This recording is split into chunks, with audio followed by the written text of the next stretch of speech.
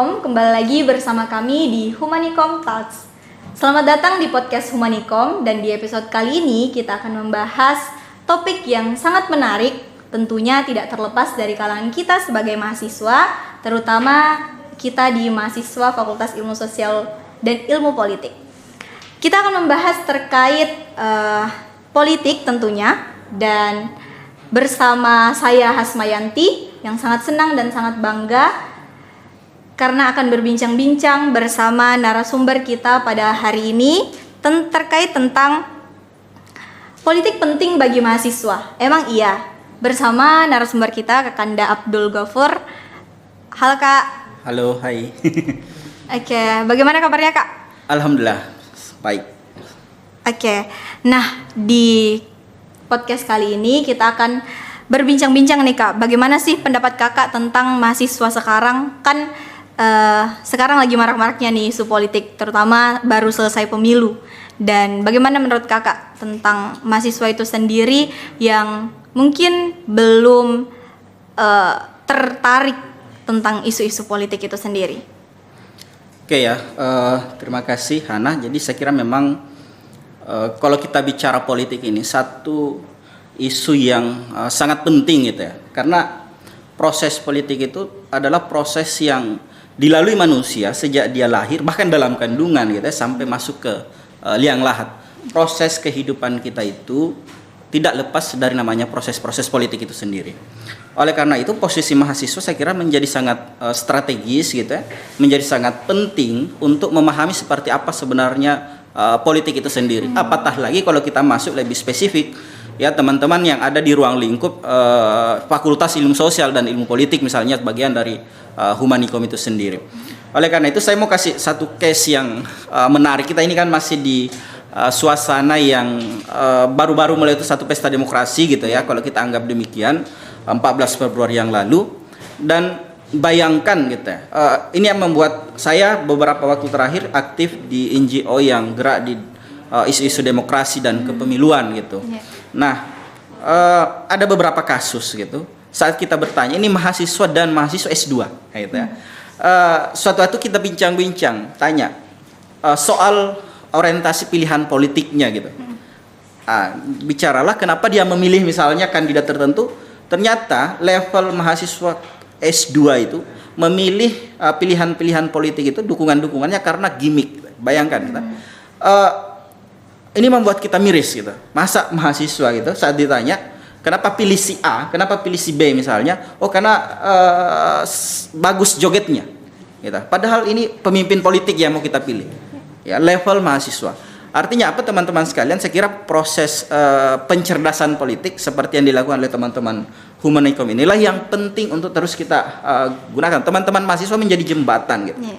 Ya, jangankan tadi sebagai kasus itu masyarakat umum, kelas mahasiswa saja yang cara pandangnya terhadap politik menganggap bahwa politik itu hanya soal gimmick, hanya soal retoris kadang-kadang ya oke lah. Tetapi kalau gimmick itu kan berbahaya sekali untuk membangun sebuah bangsa. Nah, posisi organisasi mahasiswa secara umum bahkan saya kira adalah bagaimana menjadi jembatan gitu, untuk memahamkan bahwa politik ini adalah aspek penting dalam kehidupan berbangsa dan bernegara kita. Tidak boleh kita buta politik. Saya ini mahasiswa, saya ini misalnya dosen, saya ini guru, saya ini siapapun kita, karena konsekuensi. Kenapa kita bicara politik itu? Karena konsekuensi manusia sebagai makhluk sosial gitu.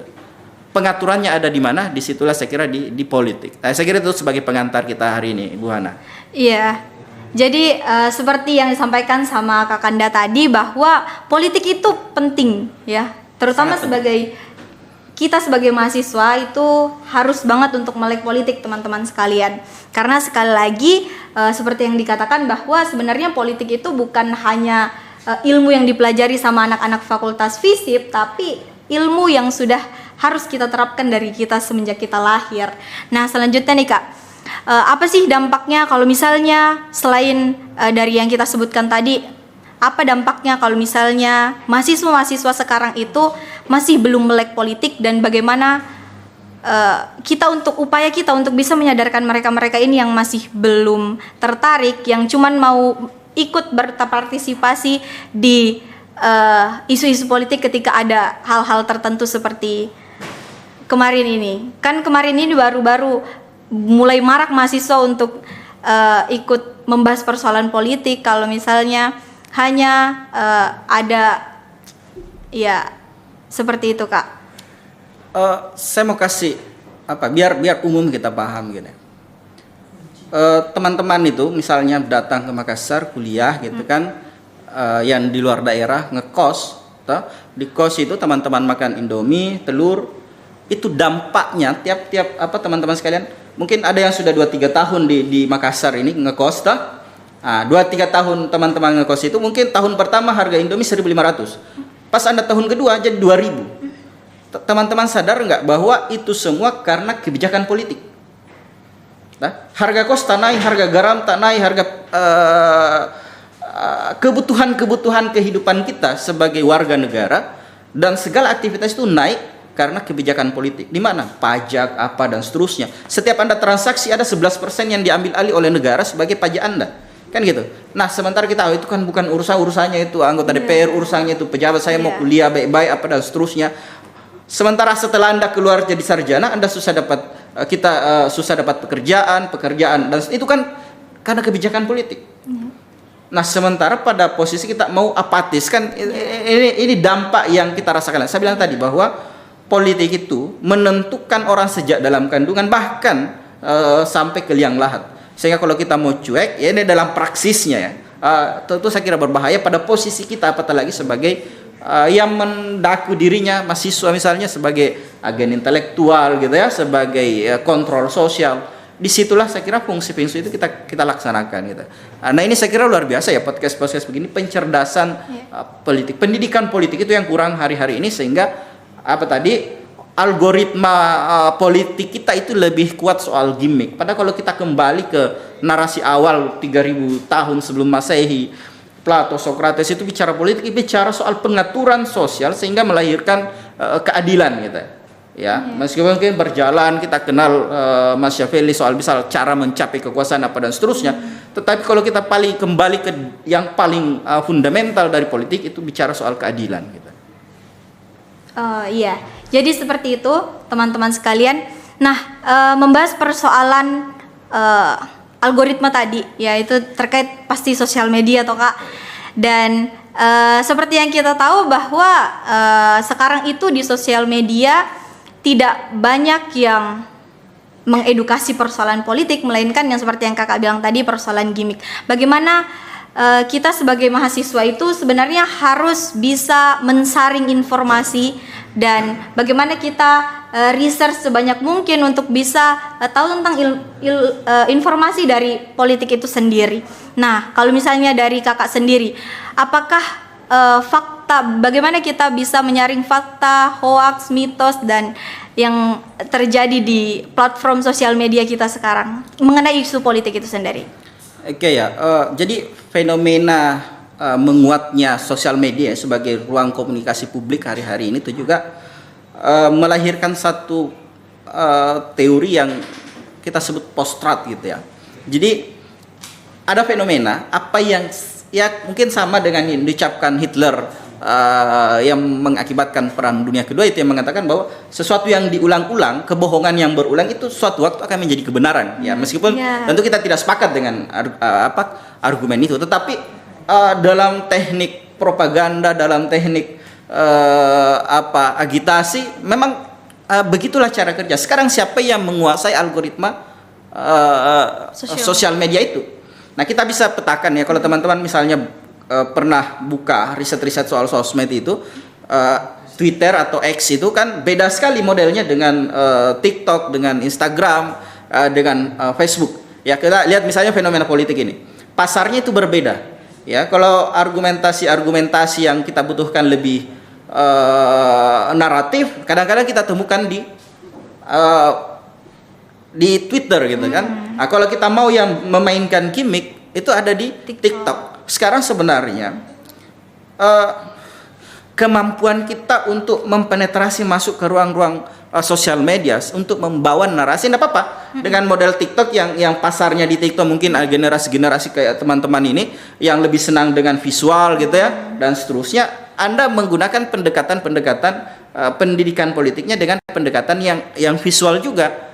Yang misalnya teman-teman aktif di Twitter yang lebih condong misalnya adalah argumentasi naratif, Anda pakai itu. Anda misalnya ini podcast di YouTube ya, algoritma itu salah satunya adalah semakin sering keaktifan kita men-share gitu ya. Jadi kalau teman-teman kalah update dengan orang-orang yang memanfaatkan secara tidak baik misalnya sosial media, ini kita narasi kita kalah. Misalnya kalau 1 kali 1 bulan ini Humanikom, sementara yang lain 2 kali 3 kali sehari share informasi, kalah algoritma kita, sehingga proses pendidikan politik kita susah sampai. Yaitu untuk di kalangan yang menggunakan sosial media seperti itu. Iya, jadi kita tidak boleh kalah dalam algoritma itu. Kalau misalnya kita mau memberikan edukasi yang banyak untuk teman-teman tentang politik, ya kita harus lebih upgrade juga. Begitu nih Kak? Iya, harus. Oke. Selanjutnya nih Kak, mengenai mahasiswa dan politik lagi. Kan sekarang banyak mahasiswa itu yang menganggap bahwa ya politik itu urusannya mereka-mereka yang di atas. Dan sekarang ini kita terima saja apa yang ya banyak argumentasi itu, stigma seperti itu dari kalangan mahasiswa yang benar-benar merasa bahwa kita ini sebagai mahasiswa tugasnya adalah belajar begitu. Kita boleh mengkritik tapi kita tidak bisa apa-apa lagi selain itu. Yang kayak pasrah sama keadaan begitu Kak. Bagaimana menurut Kakak tentang mahasiswa yang pasrah sama keadaan? Apapun kebijakan yang sudah ditentukan, mungkin hanya sedikit aksi mereka mungkin, tapi ujung-ujungnya ya sudahlah pasrah lagi sama keadaan. Oke, gini ya. Kita itu sebagai masyarakat kampus, kalau kita bicara mahasiswa ya, ada hukum yang berlaku. Namanya tesis, antitesis, sintesa kan gitu. Sehingga kalau kita mau tidak mau gitu ya sebagai mahasiswa, karena kita soal mencari ilmu, belajar dan seterusnya, ilmu pengetahuan itu, maka hukum tesis, antitesis, sintesis itu kita lakukan dalam kehidupan kita sebagai masyarakat akademis. Nah, kalau teman-teman aktif, maksudnya berfungsi gitu ya, fungsi mahasiswanya itu tadi misalnya mencari antitesis, sintesis dan seterusnya, pasti yang akan lahir adalah kritisisme. Gitu ya. Jadi proses pencarian itu teman-teman sekalian membuat kita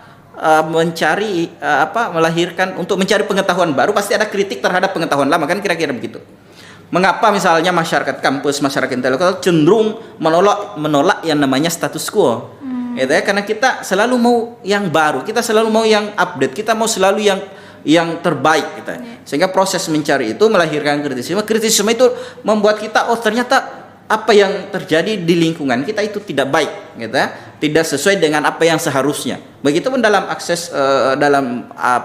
aspek pemerintahan, dalam aspek politik itu tadi.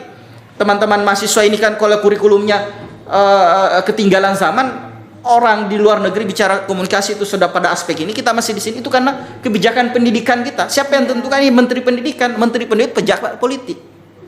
Sehingga apa dampaknya? Kurikulum kita tertinggal. Dalam persaingan misalnya ilmu komunikasi, kita tertinggal gitu ya. Oh, sama-sama sarjana ilmu komunikasi, tapi dalam aspek pengetahuan gitu, di diskursus kita soal komunikasi kita tertinggal. Kenapa? Kurikulum kita tidak baik, tidak sesuai, tidak update lagi. Misalnya dosen-dosen kita karena kebetulan mungkin sudah senior, kurikulum ilmu komunikasi tahun 80 dia bawa ke kita, teman-teman ini diajarkan yang hari ini sudah bicara tahun 2024. Iya. Memang Anda mau bersaing misalnya dengan dengan generasi teman-teman di tempat lain gitu. Sehingga apa? Membuat kita terikat, dan itu disebabkan oleh apa? Itu politik. Jadi saya bilang tadi ya, siapapun dapat lagi, saya kira kita mahasiswa tidak boleh apatis. Ya tentu beda ya dalam aspek kita bicara politik secara praktis gitu ya, dengan ilmu sebagai politik sebagai ilmu gitu ya. Tadi kalau kita bicara sebagai politik sebagai ilmu politik ya, kita bicara soal bagaimana relasi society ini, relasi masyarakat dengan negara, relasi masyarakat dengan pemerintahan. Ya, atau secara praktis adalah bagaimana kita memberikan hak-hak kita, kan konsekuensi dari ada pengaturan antara negara dan masyarakat. Ya, itu tadi ada konsekuensi hak dan kewajiban, itu yang diatur di Yunani kuno dan seterusnya sampai hari ini. Nah, pada saat itu disitulah hak dan kewajiban kita sebagai warga negara apa. Oh, saya golput deh, itu hak betul. Artinya kalau kita bicara hak, bisa saya golput, bisa saya memilih karena hak saya. Tetapi kesadaran sebagai warga negara, kita harus memberikan hak kita, misalnya kalau bicara golput, untuk memilih pemimpin terbaik supaya kebijakan-kebijakan politiknya setelah memimpin berdampak baik terhadap saya sebagai warga negara. Nah, gitu. Jadi saya kira, dan yang bisa melakukan itu kan saya kira mahasiswa ya. Kalau di dulu-dulu ada istilah, meskipun kadang-kadang kita tidak sepakat gitu ya, klasifikasi masyarakat gitu ya. Jadi top class, middle class, kemudian ada low class gitu. Masyarakat umum pada low class. Kemudian top class itu ada di situ pemerintah dan seterusnya. Kemudian middle classnya siapa? Mahasiswa intelektual gitu.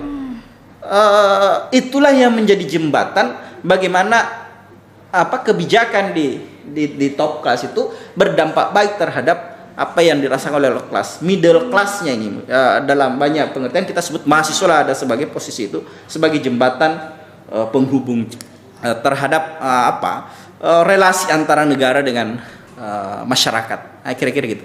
Iya, kita sebagai mahasiswa ya mengaku yang katanya adalah social of control, dan kita itu seperti yang dikatakan sama Kakanda tadi bahwa peran kita sebagai mahasiswa itu penting sekali teman-teman. Makanya kita harus sama-sama saling berupaya untuk menyadarkan rekan-rekan kita sebagai mahasiswa kampus, masyarakat kampus untuk melek akan politik itu sendiri, untuk sadar betapa pentingnya kita untuk paham, untuk mengikuti isu-isu politik sehingga kebijakan yang dihasilkan daripada pemerintah itu bisa berdampak baik untuk kita. Karena bukan hanya kita yang bisa merasakan nih Kak, masa depan anak-anak kita, keturunan kita, generasi kita akan merasakan apa yang diatur sama pemerintah hari ini.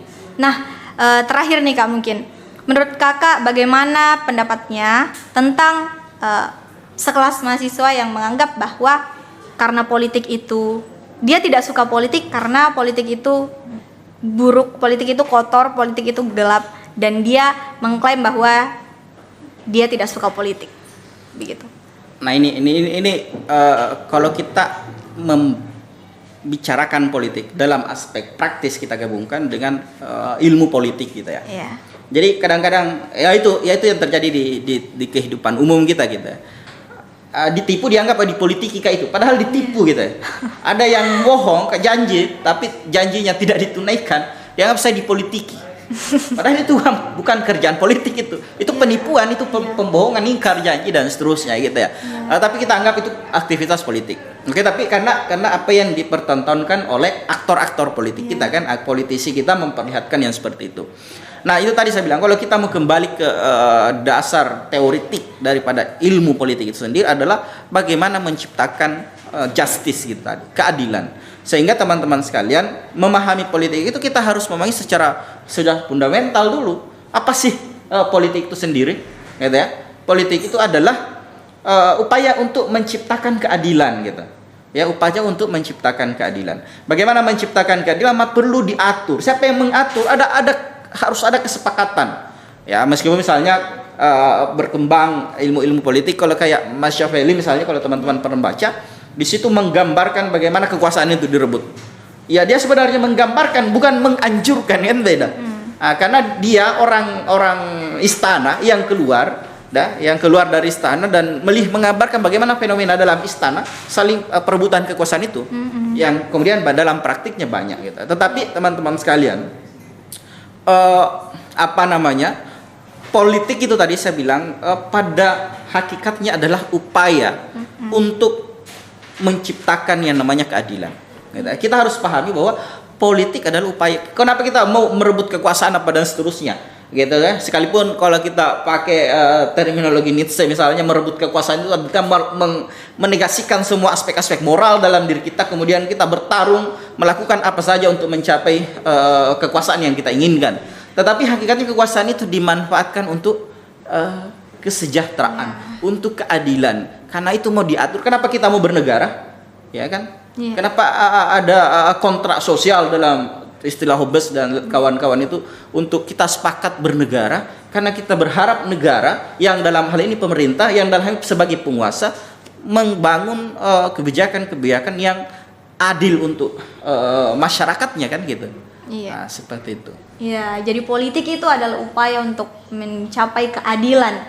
Jadi untuk teman-teman yang masih berpandangan buruk tentang politik, mungkin setelah nonton podcast ini bisa terbuka sedikit lah pikirannya bahwa kita sebagai mahasiswa, sebagai agen perubahan itu penting sekali untuk melek akan politik, untuk paham isu-isu politik. Jangan menjadi bagian dari orang-orang yang edukasi politiknya itu minim, sehingga kita dalam memilih pemerintah itu seperti tadi asal mungkin, atau karena FYP, TikTok, sosial media dan lain sebagainya. Saya rasa kita bisa lebih bijak dalam hal itu, karena memilih pemimpin itu menentukan bagaimana masa depan kita, begitu Dika. Mungkin ada closing statement untuk teman-teman penonton di Humanikom Talks. Oke, ada satu kalimat yang menggugah dari seorang penyair Jerman, gitu. Namanya Bertolt Brecht. Dia mengatakan seperti ini: buta terburuk itu adalah buta terhadap politik. Dia merasa dia suci, sehingga dia tidak mau berhubungan dengan yang namanya politik itu yang kotor, yang najis. Dia tidak sadar bahwa karena keapatisannya, karena kebutaannya terhadap politik menyebabkan anak-anak terlantar, menyebabkan fakir miskin, menyebabkan harga garam naik, harga Indomie naik, dan seterusnya. Oleh karena itu teman-teman sekalian, ya, dalam apatah lagi kita ini sebagai rumpun ilmu politik, kita di Fakultas Ilmu Sosial dan Ilmu Politik harus menyadari betul bahwa buta politik itu adalah buta terburuk. Jangan sampai kita mengalami kebutaan politik. Saya kira itu sebagai penutup. Terima kasih. Assalamualaikum warahmatullahi wabarakatuh. Waalaikumsalam warahmatullahi wabarakatuh. Jadi itu teman-teman, buta terburuk adalah buta terhadap politik. Mungkin itu dari kami di episode kali ini. Semoga apa yang kita bahas di episode kali ini bisa berdampak untuk kita sebagai mahasiswa dan bisa membuka sedikit pikiran teman-teman mengenai politik itu sendiri. Akhir kata, saya Hasmayanti. Wassalamualaikum warahmatullahi wabarakatuh. Waalaikumsalam.